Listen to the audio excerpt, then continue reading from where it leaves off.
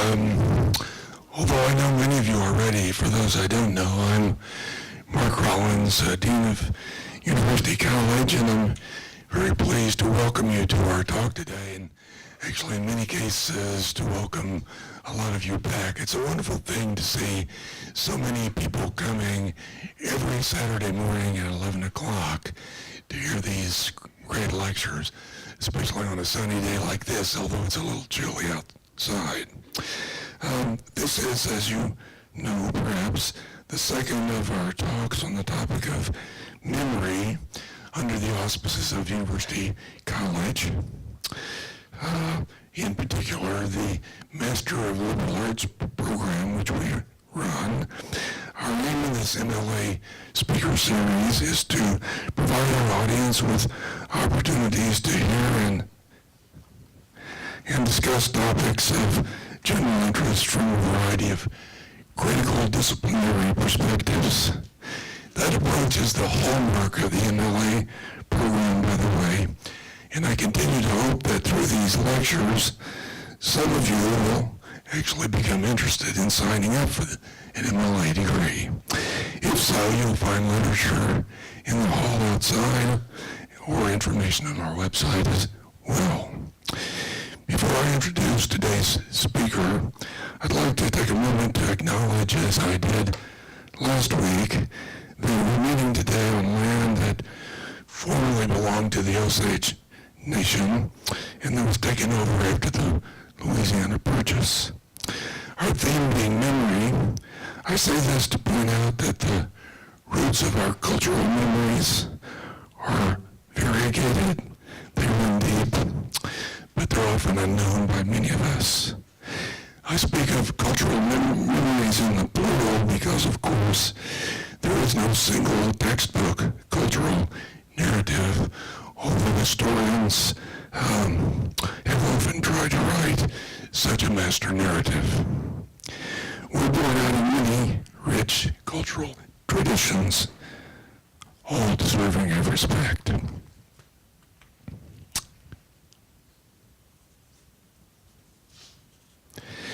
I realized actually this morning, looking back a few years ago, that I was led to reflect on such matters by ideas expressed in the art and thought, and through the practice of today's speaker, Lisa Bulawsky, Professor of Art in the Sam Fox School of Design and the Visual Arts. For example, one of her shows at COCA, I think she'll be talking about today, involved conversations and interviews with older Americans about their memories of historical events. Although I couldn't have anticipated it at the time, this has become a matter of special interest to me now as Dean of University College, since many of our students are older Americans. Older, of course, is a relative term,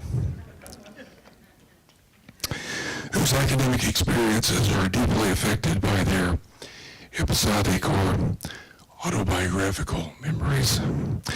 And as a philosopher of art, I believe that art is a powerful medium for speaking to us about such things. So I'm delighted to have Professor Bulawsky as our speaker today.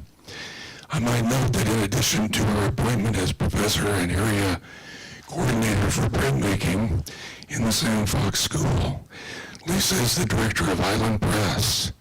She holds a BA in studio art from University of California in Santa Cruz.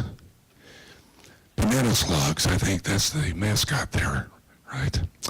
An MFA with honors in printmaking from the University of Kansas.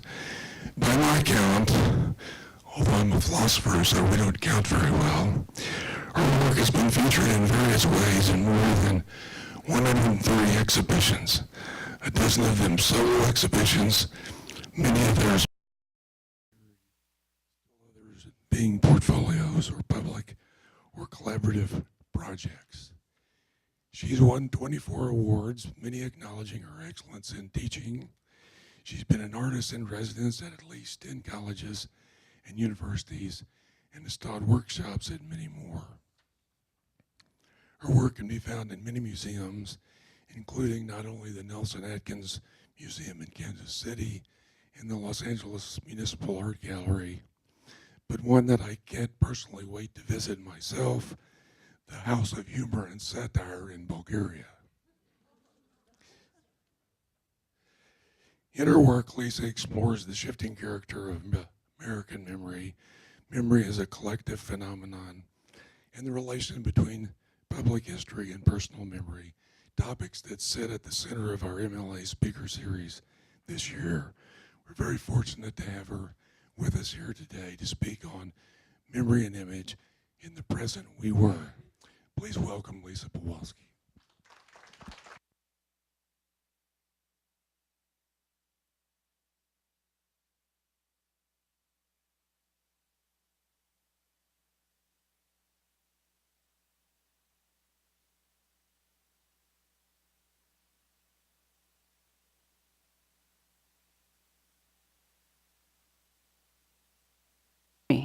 Good morning.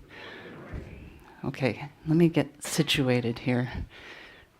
It's kind of not something you do in public. Stick something down the back of your pants. Okay. Thank you so much, Mark. That was a great introduction. I feel like I don't really need to add to that. I can just show you pictures. But no, I will talk about my work. As Mark said, I'm a professor of art, and I'm a printmaker. I've been at Washington University since 1996, so going on a while now. And I want to talk just a little bit about what it means to me to be a printmaker. I don't know what kind of ideas or how much knowledge you have about the discipline and practice of printmaking. A lot of you might think of printmaking in this kind of way. This is a very traditional image in a couple of different ways. It's an engraving. So it's a black and white image that's been carved into metal and inked, with the ink being pushed down into the carved lines and then wiped off the surface. It's also an image of a very early print shop. You can see that it's a group activity. Printmaking is not only a group activity, a communal activity, but it's also a cultural activity, which I'll talk about in just a minute. Oh, no problem. I was drawn to printmaking as an undergraduate student because of its nature as a cultural activity, but because, with prints you can make more than one of something, right? And so ideologically that meant a great deal to me. Printmaking is known as the democratic medium because you have multiples of something. It can reach the masses, it can reach multiple people, as opposed to, say, a painting, which is singular and maybe is only accessible to the elite. One of my favorite metaphors for printmaking and the sort of idea of democracy is what the artist Ellen Gallagher said, which is that it's a metaphor for freedom. This is the shop here at Bixby Hall on campus, that the students use. So these are two students working in the shop. We have a gigantic press on the right side, and those red things that are coming down are ventilation hoods. And this is my own studio, which is in my garage. After having several studios in downtown St. Louis, I built a garage in our backyard, which didn't have one, and that's my press in the foreground. It's a etching style press that was made by Professor Emeritus Peter Marcus. It's awfully large also for a normal printing press. It prints almost 4 by 8 feet if I'm interested in working that large. That's my dog Ozzy on the right. I have some animal visitors that come to see me in the shop. And I just want to give you an idea generally of the kinds of work that I do, because my work is not just works on paper, although I do definitely make prints on paper, but it launches from different platforms and often sort of results in different forms. This is a piece from a very recent series that was shown at the Bruno David Gallery this past summer. It's a kind of about maybe 3 by 4 foot inkjet print with collage elements made from my old prints. Basically, I'm just kind of cannibalizing the things that I've already made. At this point, my studio is full of things that aren't going anywhere, so I'm cutting them up and making new works out of them. I also work in large-scale installation. This is a solo exhibition I had at the Eleanor Wilson Museum in Roanoke, Virginia.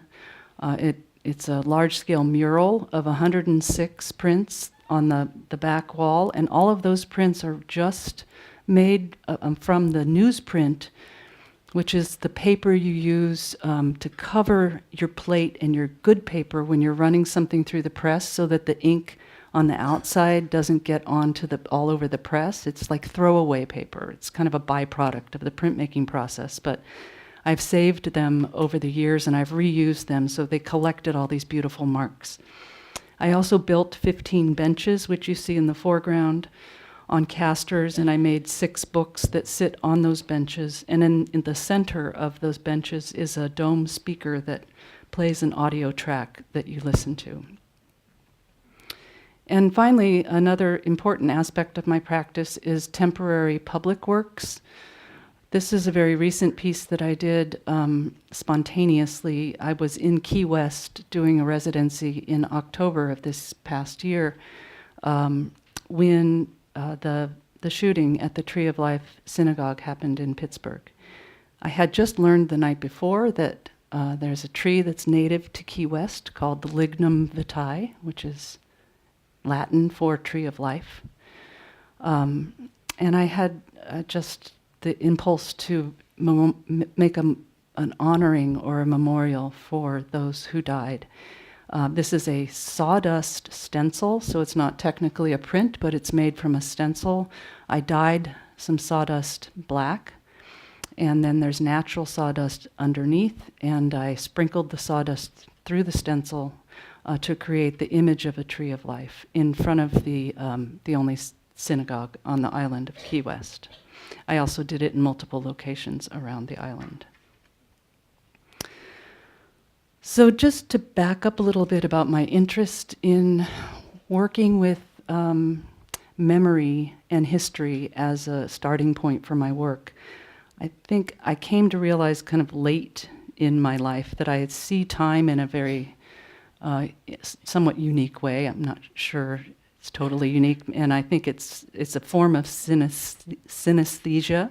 It's not the synesthesia that's about color and numbers and letters, but a temporal spatial sense of time. So I see time in relation to my body. And in particular, like this is an image that I made trying to sort of visualize what this would look like, where babyhood is down at my feet. I can kick it. And the present, no matter how old I am, is always here between my chin and forehead, this kind of gray area, this fog. And old age is up on a shelf that I can't reach, no matter how old I am. And then time in a real historical sense, I think a lot of people see that kind of left to right, like a timeline, but for me it's a very spatial sense of like a funnel that gets wider as it goes to the left. And in that funnel or tunnel, the events of my life kind of match up and correspond across from each other with things that happen in world history. And in particular, things that stand out that have been important or close to me either regionally or nationally. And I've tried in many different ways over my career as an artist to play out how that might look. So this is a sketchbook that I kept for a while. You can see it says April 15th, 2009. Excuse me. On the left side, this is a sketchbook is laid out flat, so this is a spread from the book. The left side is, there were Tea Party protests going on that day because it was tax day, 2009, the height of the financial crisis. And so I drew the Don't Tread on Me flag. And then on the right side, that's my dad's birthday, April 15th. He turned 80 that year, and my brother and sister and I bought him a fountain for his backyard. So it's just sort of comparing these two things from the culture and from my personal life. I think the other thing is that for all of us, images, and especially photography, tends to stand in for moments that are very poignant, or sometimes they replace the actual memory. I mean, you probably have this experience where you have photographs from your own life that those are the only ways that you remember certain things. But there are these shared images that stand in for not just that event, but for whole sets of feelings and values. And so on the left is, it's not the iconic photograph from the napalm bomb that was dropped, taken by Nick Ut, the AP photographer, but it's one that he took within seconds of the one that we know. And this may look just to you just like the one. Then a few years ago, I found this image on the right that just as soon as I saw it, this is obviously right as the towers are falling on September 11th,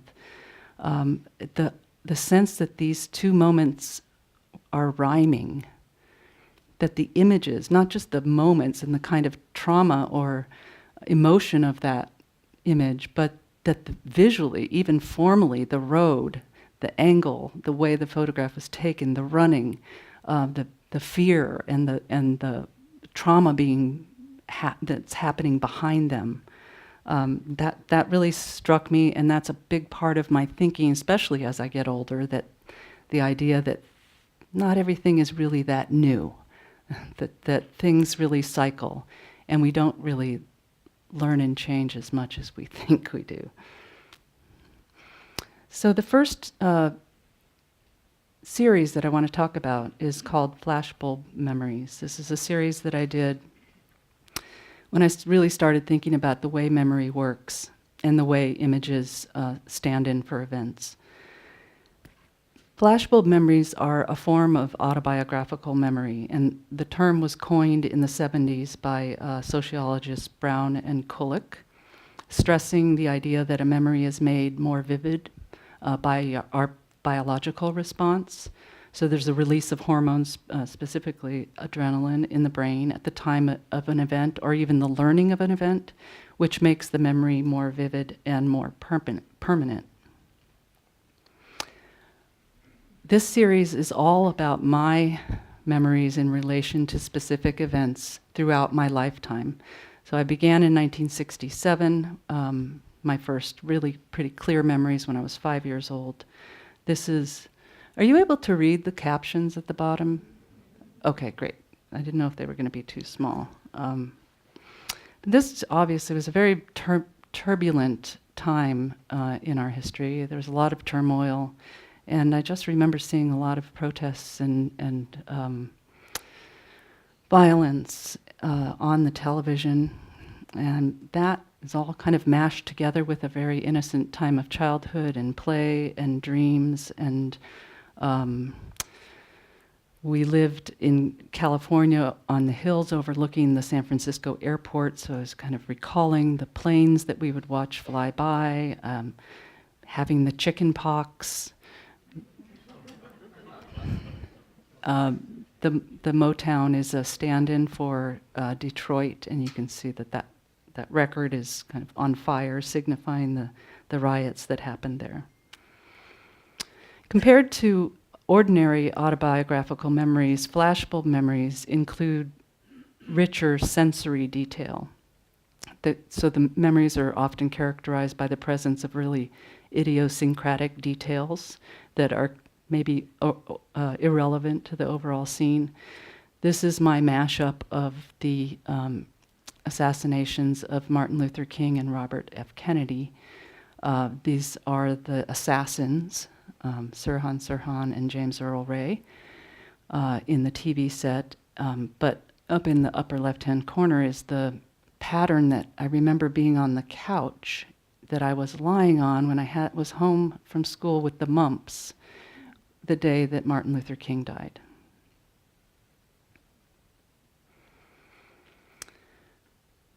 I I threw this in here because this, as you see on the side of the Kodak picture, this is May 1968. Martin Luther King was assassinated in April, Bobby Kennedy in June, and sandwiched in there, my family and I went to Disneyland. That's me doing the peace sign on Goofy's face. A year later, this is one of these sort of moments that's so emblematic and kind of triumphant for Americans, most Americans who went through this time of the space program. July 21st, 1969, when the first person walked on the moon. I had it kind of mixed up in my memory. I actually drew It's a Small World ride up in the right corner. I remembered that happening, us going to Disneyland the same summer that we landed on the moon. And then the astronaut is kind of in a field or a cloud of nasturtium flowers, which I was picking for my grandmother. That was her favorite flower. Remember this one? Yeah, this is also a super iconic image from the Munich Olympics in 1972.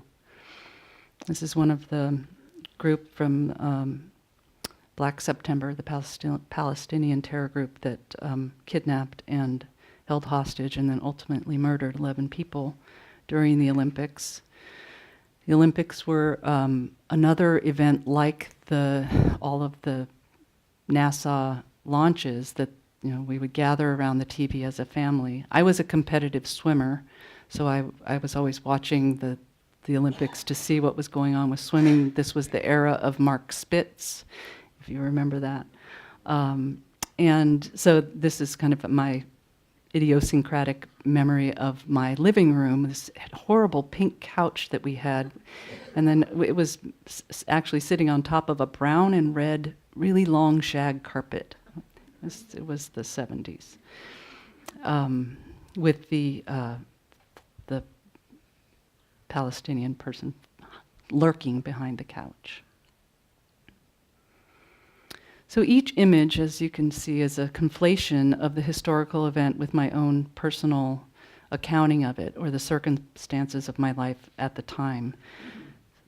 My assertion, I think, is that history, as we understand it, as it's written and rewritten, is subjective, just as our personal memories are.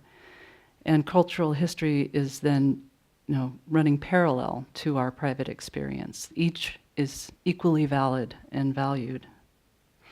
This is my recollection of learning that we were ending our involvement in the Vietnam War. I was riding, remember these station wagons had a third seat that faced out the back window?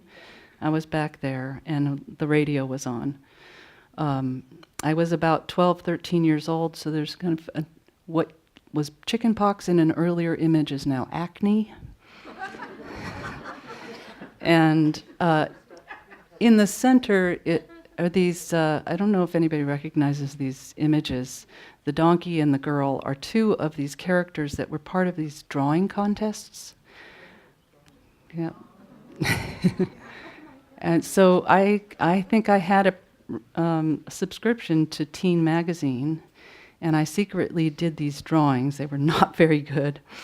And I drew them on binder paper, and I just made a pile of them, and I did them all, but I never sent them anywhere, and I had forgotten completely that I'd done them. And then my mother presented me with this box when I was like 35 years old, and she had saved them all. So I turned them into woodcuts and put them in that piece. This, I don't know if this is funny or tragic, but this is when I graduated from high school. I moved to Berkeley with my best friend. I was living in the Bay Area, that's where I grew up. And we had an apartment, and we just kind of lived it up. We kind of went wild. And so I might have taken some things that made me think I saw Jesus on the roof of my apartment building.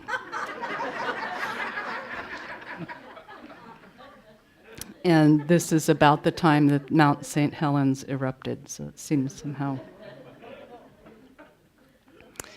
As Mark mentioned, I went to UC Santa Cruz. I actually lived in Santa Cruz for about 10 years. It took me a while to get through school, but then it's also just a gorgeous place, and ended up staying there. In 1989, there was a very large earthquake, and the epicenter of that earthquake was 3 miles from Santa Cruz in Loma Prieta. And that was pretty traumatic event. But in this image, I'm trying to sort of contrast again, like shared symbols, like the camping sign. We ended up like living in a tent for a couple of weeks because it was pretty scary to be inside any building. And then the police lines, lots of buildings that were yellow taped. Those are sort of the cues about the moment that we can share.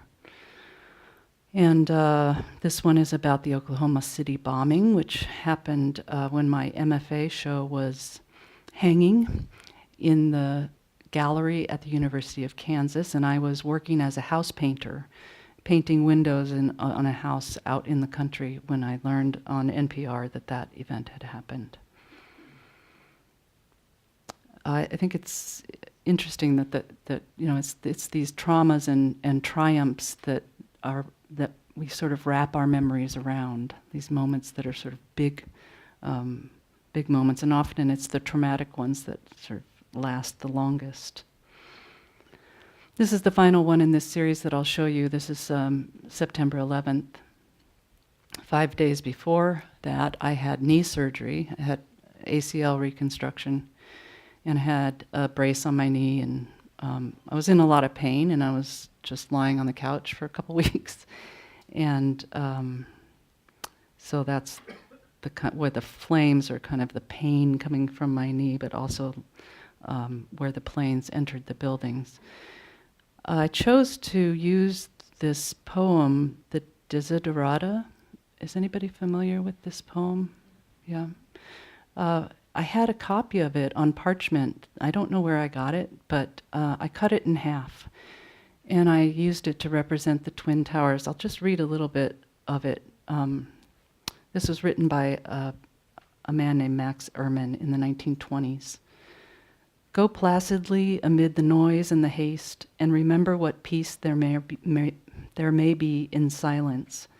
As far as possible, without surrender, be on good terms with all persons. Speak your truth quietly and clearly, and listen to others, even to the dull and the ignorant. They too have their story. And then it ends with this. With all its sham, drudgery, and broken dreams, it's still a beautiful world. Be cheerful. Strive to be happy. It seemed like a poignant message to have in this piece, but also the splitting of that as a kind of symbol of what was broken on that day. Just a little side trip here for a second, and to some other work that I do that I don't share publicly, but and I went through a period where I did this a lot, just doing portraits of people as they pass, as a regular kind of studio practice. So this is me setting up to do a print of the artist Mike Kelly. There's a photograph of him on my press bed, and then the yellow is the printing plate that I've drawn his image on. But then the process of making the image happens in a kind of a blind way. I can't see what I'm doing because I'm painting with a clear medium. And it's basically working from black to white and bringing this person back into a presence from an absence. And that's what this particular kind of print looks like. These are other people who died in the same year, 2012. Václav Havel, Christopher Hitchens, Etta James, Helen Frankenthaler, Kim Jong-un, and Joe Paterno, among others. Prior to that, this is my mother. This picture was, you can tell the shape was Polaroid. It gives you an idea of the time. So interesting throughout this, thinking about technology and how it sort of tracks us through time, like what kind of technology we used. But my mother passed away in 2008, and I did a project in 2009. I was asked to reprise an earlier project that I had done where I had a gallery on the outside of my car from 2002 to 2005. And I showed other people's work. It wasn't mine, but all of it was attached to the car with magnetic vinyl. So all the work was either glued to the vinyl or printed directly on the vinyl. And the work was meant to be given away. So it wasn't overtly advertised, but you could walk up to the car and pull a magnet off. So the project was called Blind Spot Galleries. It was plural because anytime somebody took a magnet and put it somewhere else, that activated that location as a gallery as well. So when I was asked to do this, I guess I was still grieving. And so I actually made portraits of a lot of cultural figures who died between July 3rd, 2008 and July 3rd, 2009. One of them being my mother, who wasn't famous, but you can see Carl Malden's there. It's the same year Michael Jackson died. So this piece was meant as a memorial, as well as a way of celebrating these lives. When my mother was ill, I was fortunate actually to be able to spend a lot of time with her as she was dying, and to learn so much more about her life than I ever knew before that. And so I did a lot of oral history and learning and talking with her about things that she remembered. And it gave me the idea to take that Flashbulb Memories project that I did about my own memories and see if I could elicit that from other people. And this is when I came up with the idea that for the Prosthetic Memories show that Mark referred to, and the project of interviewing older Americans. I defined that as over the age of 70 because I wanted to find people that had pretty clear recollections of World War II, because the project was asking people about their personal memories in relation to these 4 specific events in American history. Just backing up for a second, this is Helen and Bernie Gruber, 2 of the around 25 people that I interviewed. I was connected to these folks through the organization NORC, Naturally Occurring Retirement Communities, which is they sort of operate out of the Jewish Community Center in Creve Coeur, but these people all live in their own homes, so all the interviews were conducted in people's homes. I wrote a grant, so I had some help with this. I had a graduate student in social work and 3 undergraduate art students that worked with me on the project and did the trips with me to people's homes and helped with the interviews. After the interviews is when I made the work and did the research for the imagery, which you'll see. So this is a series of 20 prints. These are all monoprints, meaning there's just one. As I said, there were 4 events. I think of them as sort of being events that shaped our identities as Americans. I think of them as 2 of them as tragic and 2 of them as triumphant. I think that's maybe arguable, but one of them is World War II generally, the assassination of JFK, the Apollo 11 moon landing, and September 11th. This is an image that's mostly one person's story, though in most of the prints I combined people's stories together. This one, the person I interviewed remembered, he lived in El Dorado, Kansas, and he remembered a military plane crashing in a field near their town, and he said, all the men were away at war, so the children were sent out into the field with apple baskets to pick up the parts.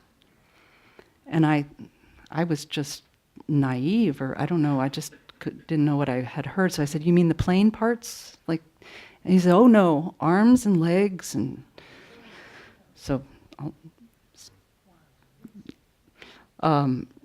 So backing up again, that I just want to tell you about the term prosthetic memories, because I didn't make that up. That comes from the research of Alison Landsberg.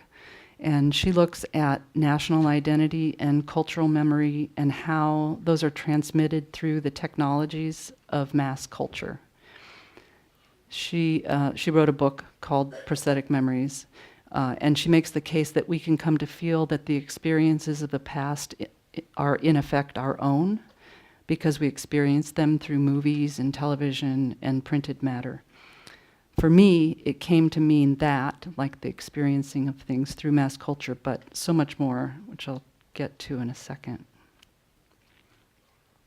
Each of the prints utilizes a range of processes or technologies, but central to each image is a soft ground etching. It's the square or rectangular image within each print. Here it's the letter A, the ration ticket. Like I said before, I think it's interesting that the technologies of mass culture can be tracked actually through this series as it moves chronologically. And there are many objects and modes of communication and diseases like polio or Morse code that are pretty much gone now, and then other things that remain like Hershey's Kisses, which are on the right side of this image, from one person's story about a train that derailed near Carondelet Park and spilled this just, train load of Hershey's Kisses on the ground.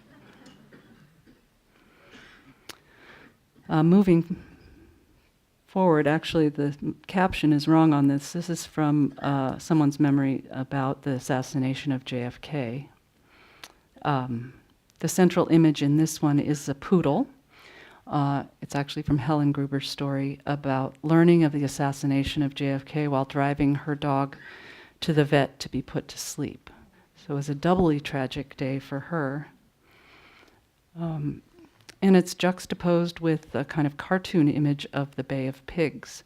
I found as I interviewed people and they sort of reminisced about something as specific as the day that John Kennedy was shot, it kind of reverberated out to other things that happened during that time period. Lots of people talked about Jackie's pink dress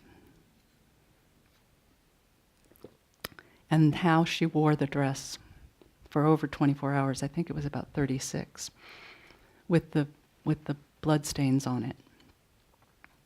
And we all saw that. I guess, this was really on the cusp of changing technologies from, learning of things through the radio to the TV era. So again, kind of sitting around the TV, many families sat for 3 days watching the events of John F. Kennedy's assassination unfold as Jack Ruby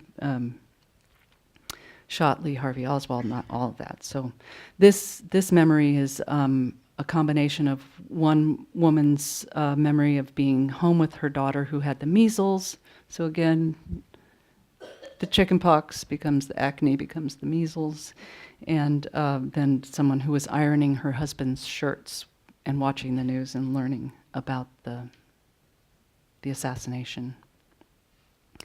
The whole project for me is a way of honoring the past and each of these people's lives and experiences. I was trying to create a combined portrait of us as Americans. I'm not sure I was successful in that, but this image is a combination of a shoe salesman who learned about the assassination over the loudspeaker in the department store where he worked, and then a woman whose husband was in the Army, and they lived in these pink barracks in South Carolina, where all the families got together and watched the TV. So I think, like I said about this sort of tunnel or funnel, these parallel tracks of personal memory and cultural history, they run in grooves that, for me, are equal in depth and significance. And I've sort of done quite a bit of reading and research on these ideas, and I think this is very similar to the philosophy or literary theory of prosaics, which Bakhtin wrote about. It's a form of thinking that presumes the importance of the everyday, of the ordinary and the prosaic. One example of this is Tolstoy's novels, where he writes about occurrences in ordinary lives of the times in War and Peace and Anna Karenina, in a way to combat historical accounts that, when history is written, it kind of bends the truth to make it match or stay faithful to a prescribed way of defining something, or a time period, or a moment, or an event. This is a quote from Tolstoy, actually. He said, "True life begins when the tiny bit begins, where what seems to us minute and infinitely small alterations take place. True life is not lived where great external changes take place, where people move about, clash, fight, and slay one another. It is only lived where these tiny, tiny, infinitesimally small changes occur." So this is the last image I'll show of this series from 9/11. This is one person's memory. She told me that she had just learned how to drive. At the age of 79, she got her driver's license. She had only been driving for a couple of weeks. And on September 11th, she remembers driving on Lindbergh, and there was a goose in the road, and she hit it. And it was just really terrible and traumatizing, being new to driving. I had the opportunity to go back several times. This is at the J. I met with the group of people that I interviewed separately, and they got to see some of the work that I was doing while it was in process. And then they also came to the exhibition that I had at COCA, which was titled 4 Chapters in the Present We Were, which is sort of part of the title of this talk. So I'm going to talk about one other project, something that I'm involved in currently. It's called Portable Memories in Rising Seas. It's a collaborative project that I'm doing with the collective 50/50. That's just me and my partner, Laurencia Strauss, who's an artist in Miami, Florida. The 50/50 is, yes, that it's split. It's 2 of us, but it's a 50/50 project with a participatory audience. So we are working with communities to create images, dialogue, and memories and thoughts about sea level rise as it relates to memory of place. So this is just an overview of the exhibition we had in Key West. Like I said, it's a participatory project about sea level rise, connecting climate change to memory. This is from November. When we were in Key West, we worked with a number of different communities and partners. What we do is we show 2 films that are solicited or selected to elicit personal and geographical responses to issues of sea level rise. La Maison en Pédicube is a short animation, about 12 minutes long. It's about an old man who uses bricks to build his house higher and higher as it's threatened by rising waters. And then he drops his pipe, and it goes down all the way through the layers of the house that he's built, and he swims back down to get his pipe, and each layer he goes down to get the pipe, he experiences a different part of his life going backwards. And I don't think that film was made to be about sea level rise at all. I think it was made to be about memory, but it's beautiful. And then we also show a portion of a documentary called Tul Tuvalu, which is a documentary that looks at 2 communities at opposite ends of the earth, one in Greenland and one in the South Pacific, that face relocation due to sea level rise, imminent relocation. This is showing the films at the Miami Beach Senior Center. And during the films, we pass out scratch boards on clipboards, and we ask people to just doodle or draw or recollect anything about their lives in these locations that they want to remember. We have now an archive from Miami of over 100 of these drawings. They are contained in these blue books. This is the archive of the original scratch boards. On the wall behind them are the scratch boards after they've been manipulated, which I'll talk about in just a second. We also copy and laminate the scratch boards and take them underwater and share them with fish and other sea creatures. It's meant to be an absurdist but poetic gesture and maybe a little bit of interspecies communication. The idea of passing our memories on to the future inhabitants of these areas that we currently call home.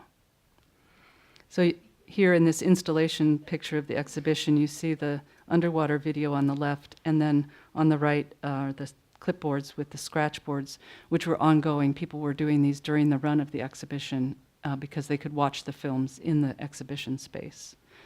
And these are some of the scratch boards. You can see that people respond in all kinds of different ways and just make beautiful drawings and poems. And then we scan those, and I manipulate them digitally, and we output them in a way that helps bring them together visually as a community of images into these larger kind of 18 by 24 posters. So this is an ongoing project that we are hoping to continue. We've been invited to do this in Long Island, New York, and Puerto Rico, and a couple of other places. So I'm looking forward to continuing this project. It's interesting that even though the prompts are about memory, most people end up drawing and writing about the future, about imagining their homes in the future and kind of grappling with the idea of that kind of loss. So my other studio buddy, Biscuit, and I thank you for your attention, and I'm happy to answer any questions.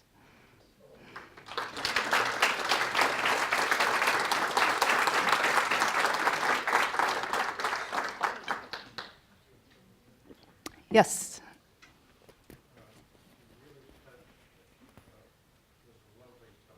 Thank you.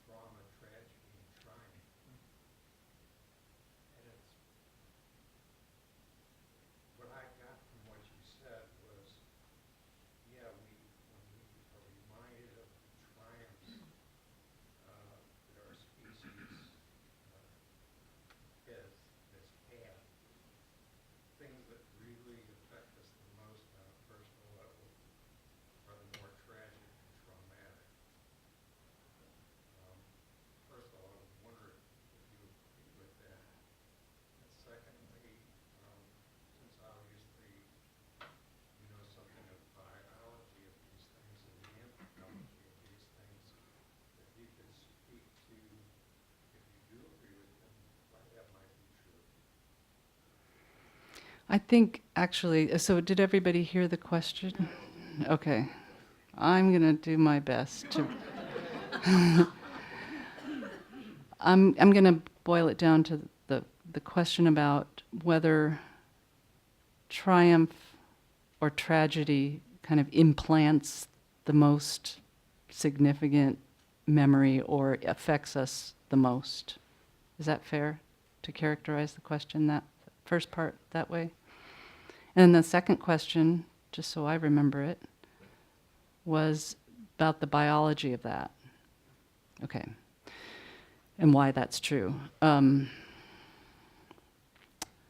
not sure if I agree with that. I think that they affect us differently, but not more or less significantly. I guess my hunch is that our identities are equally formed by both kinds of events, and especially like the triumphs. I think about the way as Americans we think about the space program and how proud we were or are of that, as that we were the first to land on the moon.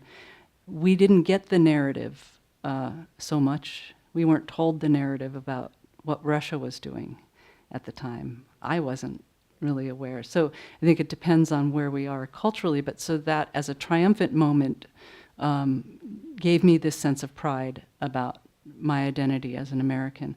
I remember when I had the show at COCA, and I said something along the lines that I said here about having chosen these 4 events, 2 of them triumphant and 2 of them tragic, and mentioning World War II as a triumphant moment. And my European Polish colleague said, well, hello, that's arguable.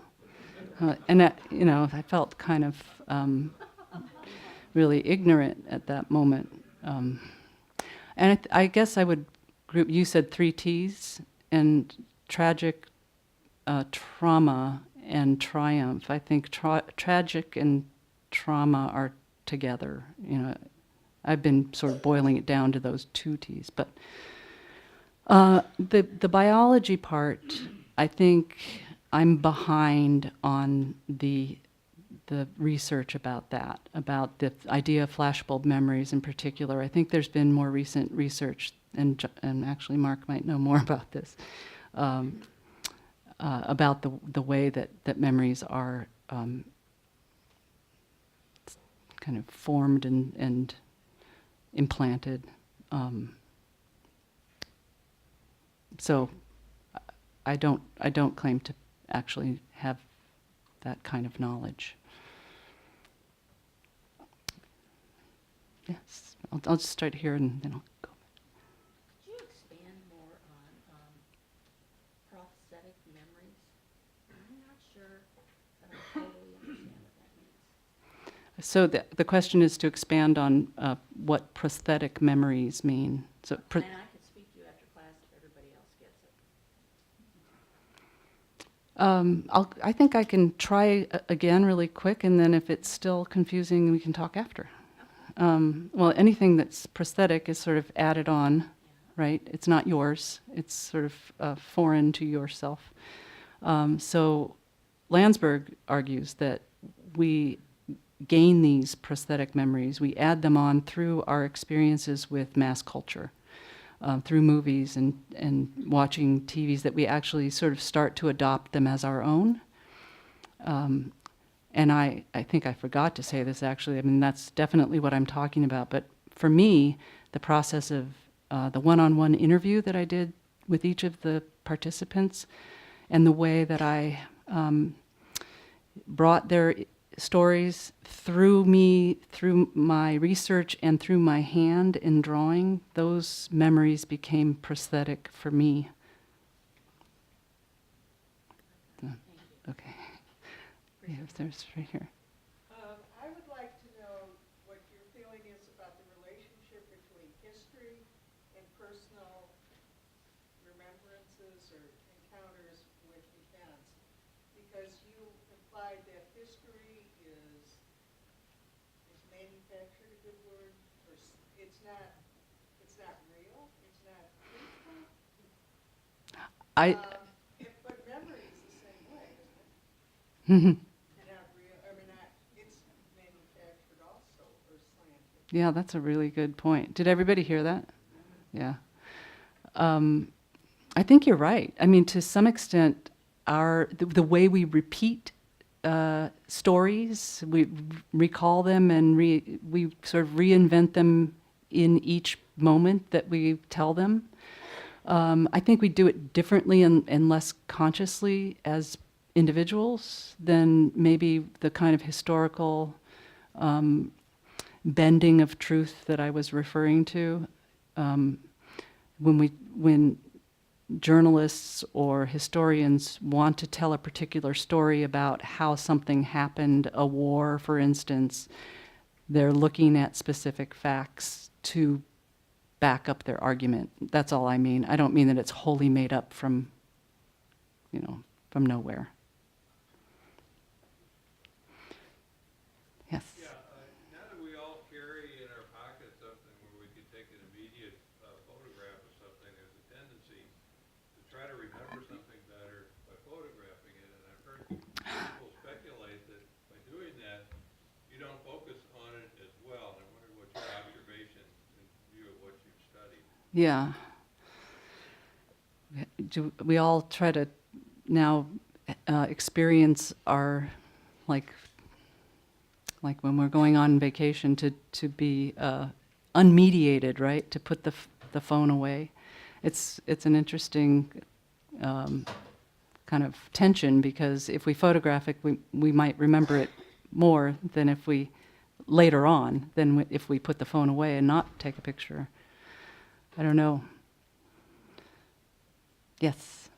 When you were interviewing the participants for their memories, did you find that time was a factor, that the memories they had 20 years ago about an event are the same or not the same as memories today?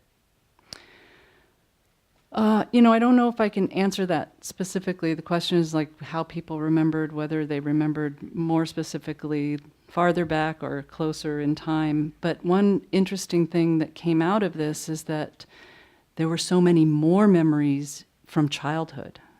The World War II part of that series I had, and there were 20 images overall, and I think 11 or 12 of them were from World War II, because there were so many. And when we got up to the point where I was asking about September 11th, it was kind of much less fruitful and vivid, and the detail, because I was really asking about, can you tell me, like, what did the room look like? What color was the chair you were sitting, really trying to elicit very specific details. And those came from the earliest experiences.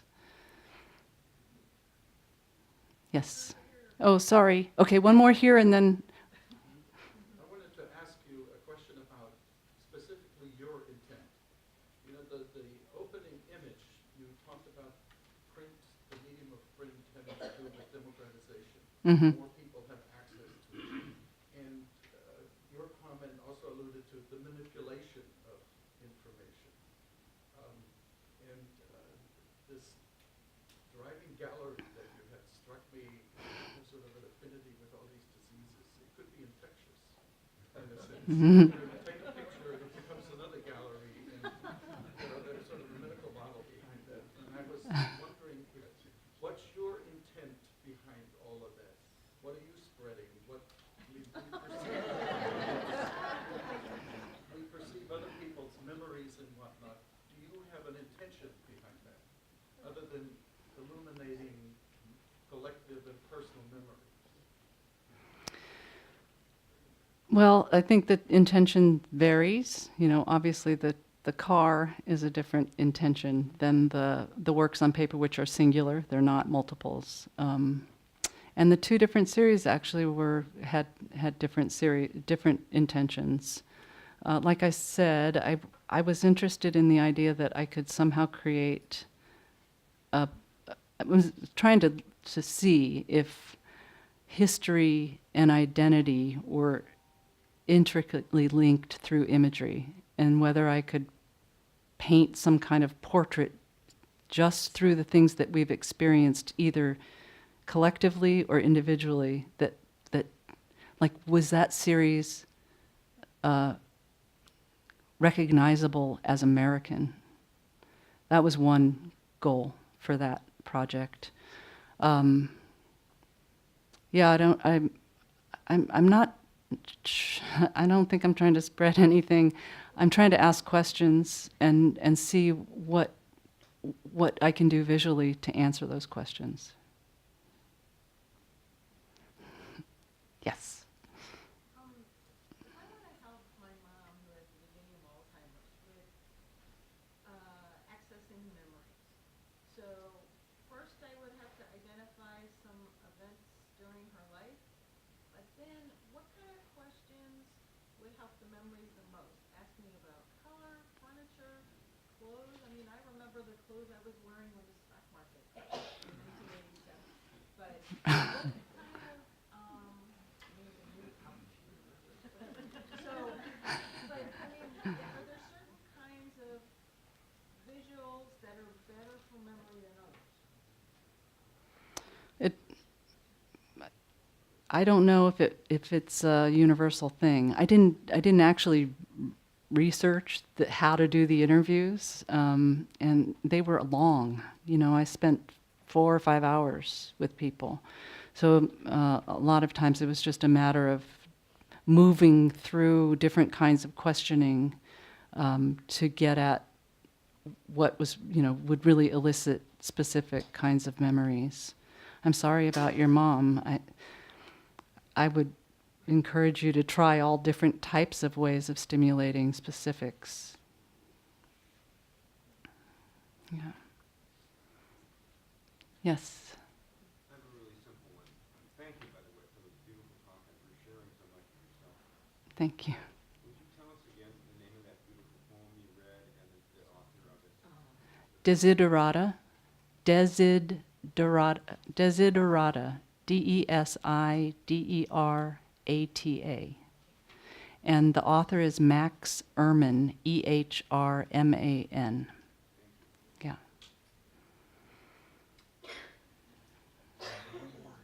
One more question. It's more of a comment than a question. If we may revisit that question of triumph versus Yeah. tragedy, and what imprints our memory may be important. If we go back 15,000 years, if I'm on the path and I run into a saber-toothed tiger, that raw emotion of fear and the importance Yeah. of remembering that is really far more important than running across that patch of ripe berries or opportunity to procreate. Way more important to remember the fear than the joy.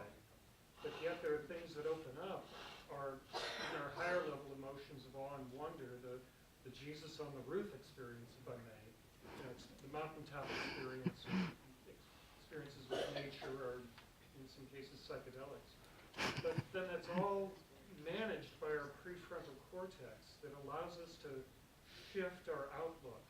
And I think that's what happened on September 11th. We went from a lot of good years in the 90s when the economy was strong, we were paying down the national debt, people were working, and then suddenly the world changed.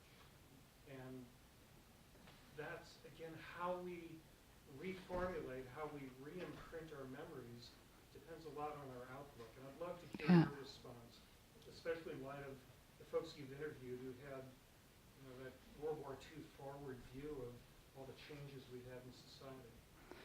That first of all, I'd like to have you come up here and talk with us. I just love the evolutionary biology perspective, like the deep time way of thinking about why we are the way we are. I don't know if I have a good response to that, because what struck me most about the interviewing process was how, not humdrum, but just how normal it all seemed. What to me was like asking about a time in somebody's life when such big, sometimes terrible things were happening, and to have the recall be really very factual, very kind of even, and there was I don't think I experienced any emotional kind of responses during those interviews.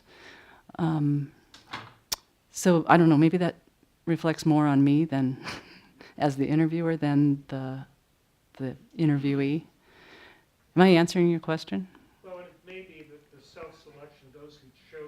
participate Mm. process through these memories and come to accept them. Because at our stage in life, I wonder what it is that gives us purpose, meaning, and hope in our lives. How we see our lifetime of life experiences, Yeah. both personally and culturally, and what we make of that. I think that's a big cultural issue for us.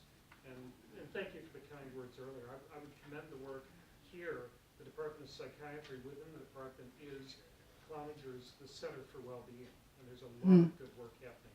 Oh, that's great to hear. I mean, that was a big part of my motivation coming off of being with my mother, like wanting to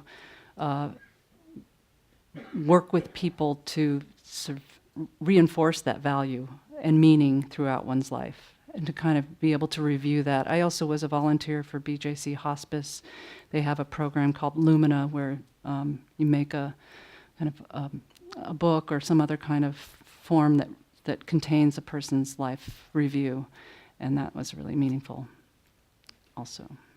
So before I ask you to join me in thanking our speaker, I want to just comment on this last question, and one that was raised a few moments ago about the fact that we all carry cameras in our pockets, or most of us do anyway, in the form Dean, the microphone would be helpful.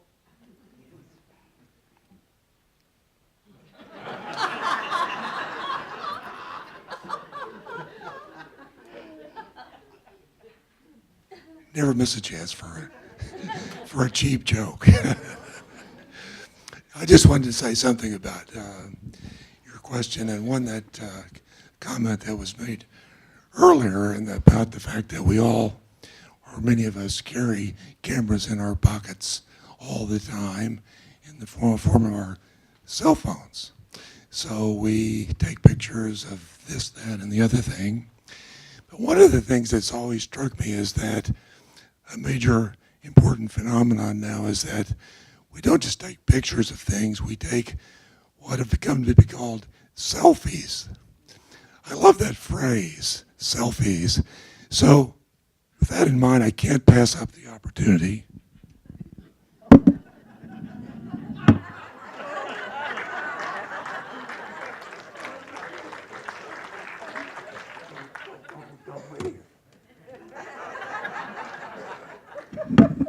Anyway, thank you all for coming, and please join me in thanking Lisa for a wonderful talk.